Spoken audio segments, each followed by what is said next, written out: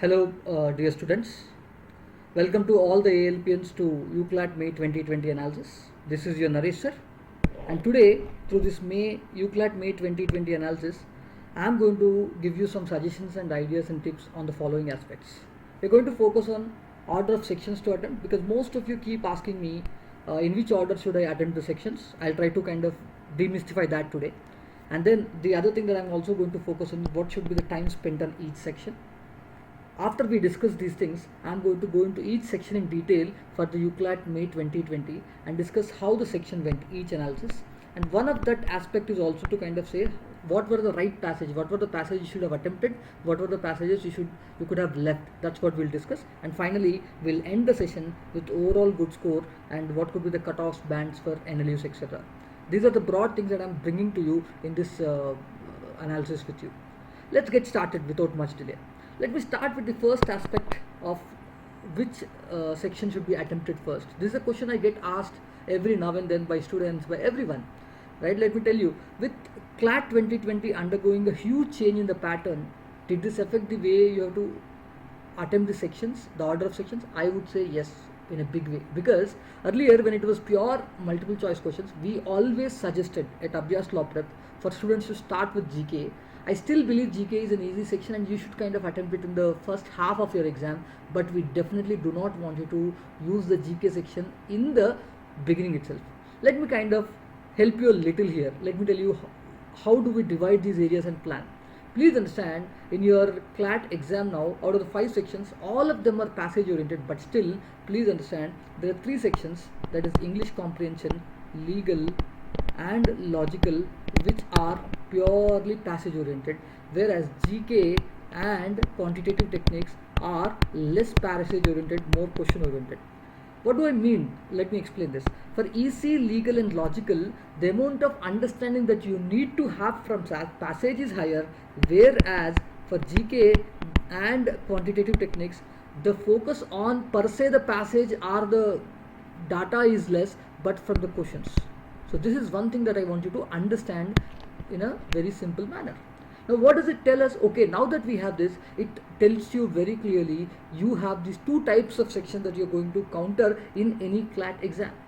And what is the best way to do? All passage sections I would suggest you not to do successively. That is because everyone's mind has some kind of ability to, the amount of strain it can take. You would not want to do three sections which require huge reading, huge passages one after the other consecutively. That's not a good idea, friends. So what we suggest at Abhyas Law Prep is try and sprinkle these 2 sections between these 3 sections. Try and ensure that you kind of do not do. See, if you I would suggest you to do EC, legal, logical alternatively with GK and QT kind of intersected in between them. Now within them you can have your own choice. I have no problem. For example, what I'm saying is, if some of you believe that you're very good at English, start with English. If any of you feel that you're very good at logical, start with logical. I would suggest you not to start with legal. Legal should not be the first section. First section should be either EC or logical and followed up by GK. GK should definitely be the second section because GK is one area you can do maximum number of questions and minimum amount of time. We'll discuss that a little later, and hence I want GK to be definitely second section, quantitative techniques to definitely be the fourth section. The question is EC and logical, one of them could be the first section and one of them could be the third section, and our legal could be third. For example, legal need not be first, but legal can be third, and this first or fifth, vice versa. This is the suggested order. What I've given you is a broad idea. Try and use it in your own way. Some students come to me and say, sir, I'm very interested in GK being the first section. If you do that, the only thing you should understand is you are going to force yourself to do 2 passage sections one after the other. Ideally, I suggest you to kind of start with one of the 3 passage sections, go to question section, then come back to one of the passage section, vice versa. And legal is best attempted somewhere in the middle of the exam, not toward the end, not toward the beginning. I hope I've clarified this. This is an extremely important thing, and we'll probably, the team will also kind of put a blog post on this, whatever I'm discussing now, so that for a better understanding. You can watch this video again and again to understand this. So let me quickly summarize this before we move on to the second part of the agenda, friends. Always start with either English or logical reasoning based on whichever is your strong section. Then go to GK as a second section, come back and do legal as a third section, go to quantitative techniques at the fourth section, and finally whatever is left at the fifth section, either English or logical reasoning, based on which you have started, the other one you have started with the first. This is a broad idea I have given. Start using it. Believe me, it's a very, very important thing for you to keep in mind, and you better practice it. You can also do a little one day English, one day logical, like that you can practice, so that final exam you can decide based on the paper you have which looks easy, which looks difficult. You can do that. But broadly, this is the idea I would give about order of sections to be attempted. Let me now talk about the second most important thing for the day is what should be the time suggested for each of these sections. If you look at it, what we have done very clearly is English language I have taken into the first section, right? If generally we have around 30 questions, as you know, around 30 questions, and because I want it to be done in around 25 minutes, right? Something like 23 to 27 minutes. We would say 25 minutes is an ideal time for English to be done.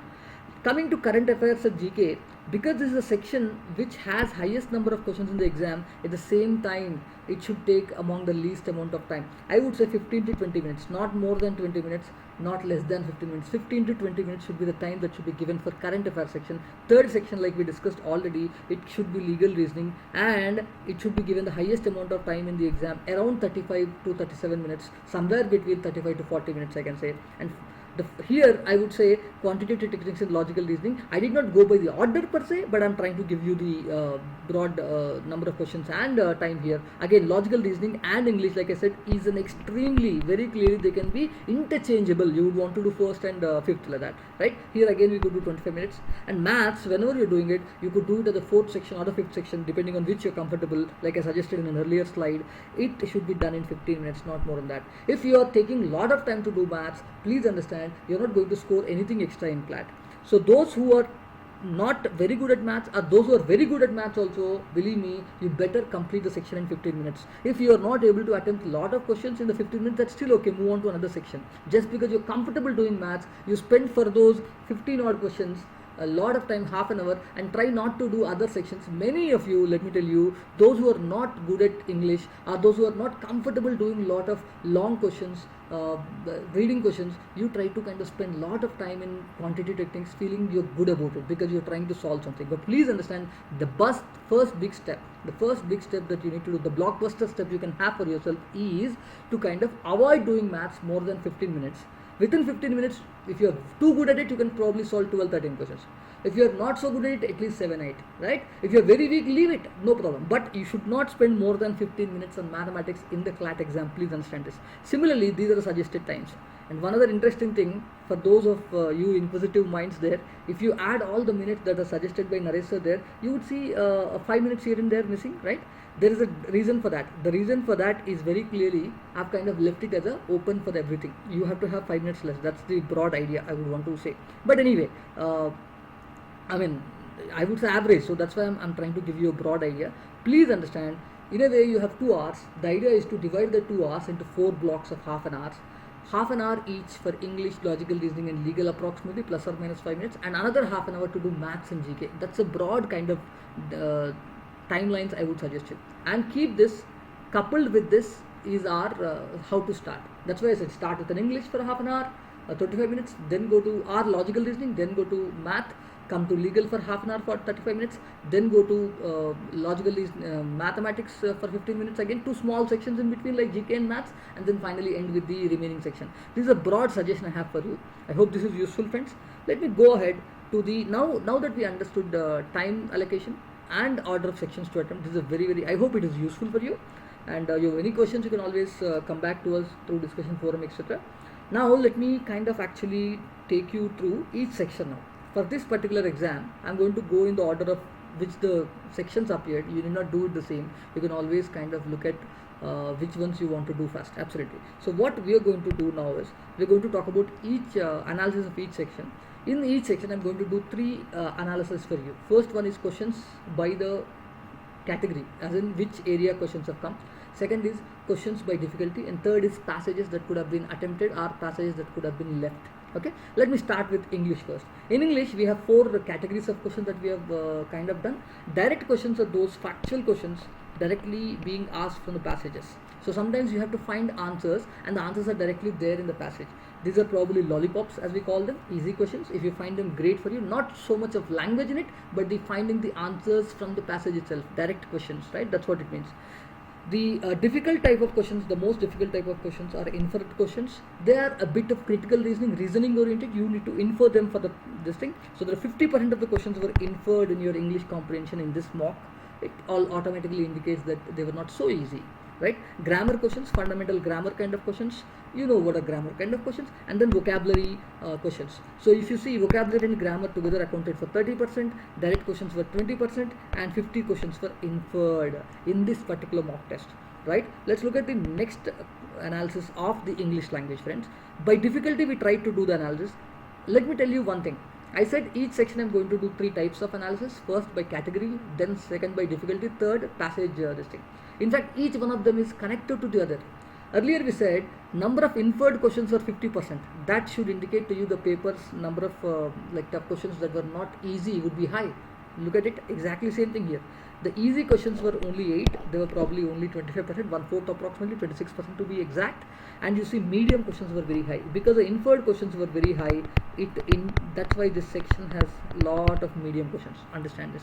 And difficult questions were 3 in number. That also says this was not a very tough section, at the same time not a very easy section. The section was somewhere medium with lot more inferred questions, etc.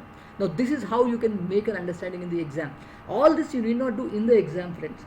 As you keep doing, you'll understand, your mind keeps understanding it. Oh, are there too many direct questions? Then it is an easy paper. If there are too many inferred questions, oh, this will not be an easy paper. This will be a medium to tough paper. That's what you need to get an understanding, right? Let's go ahead.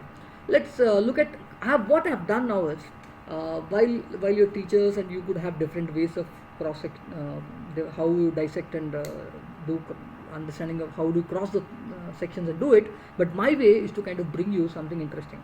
At the end of the day, what I'm saying is, out of the passages that you would have for any section, there will be some passages that are worth attempting, there's some passages that are worth leaving, or maybe good to attempt, can be attempted, but not sure. So what I've done is, in English for example, out of the 5 passages that we have, like the in and ang, if you remember the in and ang passage, the girl child, boy child with the father, and then we have a positive thinking passage, and then you have a passage on quarantine, pandemics, etc. All these passages should have been attempted, could have been attempted for sure. One of the passages that you could have felt based on your time limit, if you're not very sure, you could have left is a rat research passage. And once again, please understand what we are suggesting, what I am suggesting here is not to say attempt one passage and leave the other passage. The idea is broadly to say which passages have lot more doable questions, which passages have less doable questions, which passage was easy to comprehend, which passage was not easy to comprehend. Understand this carefully. So this passage was question mark. Even sometimes the passages that I put under maybe attempt, can be attempted, also might have questions to do, whereas must attempt passages might have questions you should leave. The broad idea is to kind of identify. I'm just giving you, so go back to your paper, open the paper while you're doing this video analysis. You can check out what Naresh sir is saying. How does it correspond with my thinking? It's useful for you to kind of do this, because that way you're able to kind of get used to this. Please understand, as we go forward in your course, now that we are entering the business end of the course, we have done the fundamentals, we have done the foundation, we have been doing loads of classes. I think as we close May and start into June, we would take mock analysis more seriously, start doing lesser classes on regular sections, but focus more on mock analysis. So every mock analysis from June, you are going to get this inputs and start using it for your own understanding. I hope this is useful. Let me go to the next section, friends. And one more thing, one other thing. You might ask me, sir, how to pick up which section to do, which section not to do. Picking up a passage in a section will have a different rule for English language, for legal, for GK, etc.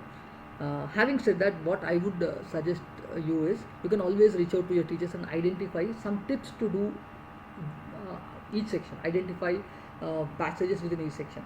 And let me tell you, I'm going to bring a webinar to you over the next few weeks. Obviously, from now onwards, what we plan to do is we want to do webinars in a regular frequency, maybe once a week, to kind of take up some topic with respect to CLAT. One of those webinars definitely could be identifying passages or sectional strategies, etc.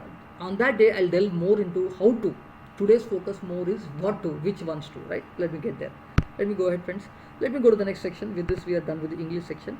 The second section we have is current affairs. In current affairs, this is my section, as you all know. I'm your GK faculty, and like we said, our buckets, we have 8 buckets, current affair buckets broadly put together. We have seen which are the main categories. As part of the main categories, we had 30% of the questions, 11 questions have come from our polity, and 5 questions have come from international. I would say this, in this exam, international had less weightage. Okay, then you had culture, and the other areas 9. Sports also had good weightage this time, and business also had low weightage. So the bigger weightage sections this time was sports, culture, and polity. Let me go ahead to the level of difficulty now, friends. So difficulty wise, I would say GK usually lot more. 60% of the questions were easy. There are 7 questions I would consider medium, and 9 questions were probably, I would say, difficult. So this overall can be said an easier section than a English. That's what I can say. Let's look at the passages also for a minute. We had lot of passages in GK, but we have a tip. What ALPNs know, others might not know. ALPNs know that, Naresh students know that. In GK, you do not spend a lot of time in reading passage. You focus more on reading the questions, and only when necessary. Yes, 10% of the questions still require you to read the passage and go back, right? So the passages that I would have believed that you could have definitely attempted is awards passage, reservation bill passage, co-brand passage, and other thing is we had Irfan Khan, Rishi Kapoor passage, right, and Jammu Kashmir reorganization. If you see, a lot of them I would have covered in the class, and there's a reason why I put the other areas. For example, Olympics, RBA, and Brexit. These are areas I would have covered in the class too. But why I did put them in question mark passages? Because it's not only the passage but the type of questions, the level of questions. While the questions on the first 5 passages were more direct questions, questions from the other 3 were probably more of a level 2 getting deep questions. That's why I've kind of suggested them to maybe passages. I hope this is clear. Let's go ahead to the third passage, friends. Third section, legal reasoning. Legal reasoning, I know most of you find it very difficult, but please understand, you have to get used to reading dense passages and make sense out of it. In legal reasoning, the questions are categorized into these things. Public policy. We believe 25% of the this is basically they have put passages. Please understand the difference. It's not questions but passages. 2 passages have actually come from public policy. 1 passage has come from High Court judgments. 1 from contemporary latest issues. 1 from regulatory bodies, and 3 actually from legal concepts. So this is basically, you can say, the number of passages that have come from each area. So these are the areas, these are the 5-6 areas where you can expect passages to come from. So, and some of you might be good at one of them, some of you might not be good at them. Even that can give you an idea how to pick up a passage. So this is one thing that I can say. As I told you already, we will do a sectional strategy webinar where you could talk about picking up passages more clearly, right? Let's go ahead now. Now let's talk about the difficulty level in legal reasoning thing. Legal reasoning, there are almost 50%, but definitely less than 50% were easy questions. Medium questions were 17. Very few questions are difficult. Please understand, as CLAT trainers, we believe we never rate a question very difficult. I'll be very honest. If a teacher rates a question very difficult, it should be out of the world. Most of the questions would be medium or easy. Yes, if there are more medium questions, the cutoff could be a little low. If there are more easy questions, the cutoff could be a little high. As simple as that. Very rarely we have lot more difficult questions. And like CLAT 2015 paper, where the number of difficult questions is far higher than the other exams, other years. For example, 2019 paper, it was far more easy questions than medium questions. Right? 2017 probably far more medium questions than far more easy. That's how it is. You have to understand that. Let's go ahead to the legal reasoning passages now. Which passages could have been attempted? Which passages could have been maybe attempted? Right? Definitely should have attempted the right to freedom passage, friends. The fiduciary relationship passage, contempt petition passage, and counterfeiting stamps and coins passage. These are the passages that you should have definitely attempted. The passages which you might have tried is strange bail orders, different kind of bail orders, Bhavita Punya case, hydrochloroxine related issue, law and liberty related. These are the things you could have had. If you see, the passages that have definitely to attempt and maybe attempt are equal. That's why you see easy and medium questions are almost equal in legal reasoning. That's the broad analysis of this section in this exam. Let's go to the next one, friends. Right, logical reasoning. Logical reasoning this time was an area like where there were 19 questions which have come from passage based. That is basically critical reasoning, right? CR where you had strengthening, weakening, arguments, etc, etc, etc. Then there are 3 questions from syllogisms, probably one of the favorite area of many students, and 4 questions of Krama series, arrangements, direct sitting orders, etc. And 2 questions have actually come from series. So that you can see overall AR was far less, whereas CR was far higher. That's a broad thing that you can see in this exam. Let's go ahead and look at the difficulty analysis. Difficulty analysis, if you see, easy questions were low in this, medium questions were high. So this is low, this is very high. What does it indicate? And there were few difficult questions also. Considering overall logical reasoning section was definitely difficult as compared to the regular logical reasoning section. That's what you can keep in mind. This is one thing that you can say for this exam. Let's go ahead. Let's go to the next one. What are the passages or what are the sections you could have attempted? Definitely you could have done, for example, the wedding march passage and gay marriage passage, population control passage, and syllogisms topic that you could have definitely kept in mind. The passage that you could have probably avoided or you could have decided whether to do or not because it was very long and drab, vegetarian passage. And there was seating arrangements question and series question. Even though they are AR questions, I think it depends on how good you are at it. Syllogisms is generally an easy area, whereas some students find it difficult to do series and seating arrangements. It depends on you. So we have classified them as maybe questions. We leave that to you. Let's go to the last section of the day, friends. Now, and probably one of the sections many students do not like it, but at the same time spend quite an amount of time. I find it amusing when I see CLAT aspirants. Generally, they do not like maths. I'm saying generally, not everyone. Most of you do not like maths. At the same time, most of you spend a lot of time on maths. That is the irony. You should not do that, okay? Right? If you like it or if you don't like it, if you love it or you hate it, you still have to spend only 15 minutes on quantitative techniques. Understand that? So the by categories, we had questions based on percentages, 1/4 of them approximately. Questions on averages and ratios were almost 40%, and sets based of questions were 4. Please understand, in mathematics, unlike earlier CLAT exams, you have you're restricted because you're only going to be given charts, graphs, data. You can expect questions definitely based on percentages, ratios, averages. So focus on these areas, these concepts, more than enough. Work on them, right? Let's look at the difficulty level of these questions that we had in the mathematics sprints in quantitative techniques. Yes, 8 of the questions were considered easy. That means this is an easy section because 57% of the questions were considered easy by the question setter, and the 4 were difficult. 4 were medium and 2 were difficult. So obviously this is an easier section as compared to logical reasoning. So this is the broad thing that we can keep in mind. And finally, let's go to the sets. You could have definitely attempted the missing table set, was the easiest of them. Pie chart you could have done, and set theory, if you're not comfortable, you could have left it because set theory had a little confounding, confusing kind of situation. So this is how we could have attempted. See, through this short video analysis, what I'm trying to do is I'm trying to give you a way to kind of analyze your preparation, analyze how you have done a mock. After the mock you have done, you can go through this. That's the broad idea of this. And let's go to the last and the main thing. I'm sure you're all waiting for this thing eagerly. So the main analysis of this thing, right? So overall, this exam, the topper of UCLAT 2020 had scored 109 marks, which is a good score, very good score, I would say. And the sectional toppers overall got around 120 scores. If you add all the sectional scores, they're around 110, 120, right? If you can look at it. So I would say that's a great score, and around 300 students, 300 plus students have written Abhyas mock CLAT, UCLAT this time. So please understand, this is an exam, and we kind of given a band score of 100 plus and 77 to 100 and less than 77. What do we mean by band 1? Band 1 score is an all India rank of less than 500. We're talking about anyone who wants to crack top 500 rank, you should be in that score. And probably band 2 score is all India rank less than 3000 or so, 2500, 3000, and any other school rank is more than 3000. You obviously know it can go to from 3000. We want all our students to be at least in the top 5 to 7000. Even if you're in band 3, try to be on the very near to the score 77. If you are 70 plus, you still are okay because you can be in 3 to 10,000.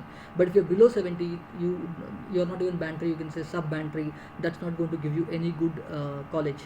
So this is where I end the session, I end this video analysis, friends. But couple of things I want to tell you, that we are going to do some interesting webinars for you coming forward, live webinars where I'll take questions. Few things that we are going to do is sectional strategy. We're going to do one on sectional strategies, and we also plan to do one on law school guidance. A lot of you have questions on which exams to write, which schools I have chance, etc. We're going to do on them. So these are the 2 webinars we have planned already. We might have more. We'll get back to you. We'll identify and we'll let you know. You can also tell your friends who are not part of ALP also about this webinars. They can also join. I don't know, there might be some fees that the team will know, but overall for us, for ALPians, it should be free. And I want you all to work hard, have a score, have a target for yourself, and work hard. So broadly, let me summarize. We discussed the order of the sections. We said 3 passage sections, 2 non-passage sections. We discussed about the order. Second, we spoke about time limit to be spent. Overall 4 half an hours. 1 for English, 1 for legal, 1 for logical, and 1 for GK, and that is current affairs and quantitative techniques together. Then we spoke about each section. We broadly did the analysis in 3 types. First is the types of questions, categories of questions. Second, difficulty levels of questions, and third we did is passage types. So this is what we have done. Hope it was useful, and this is your Naresh sir signing off. All the best.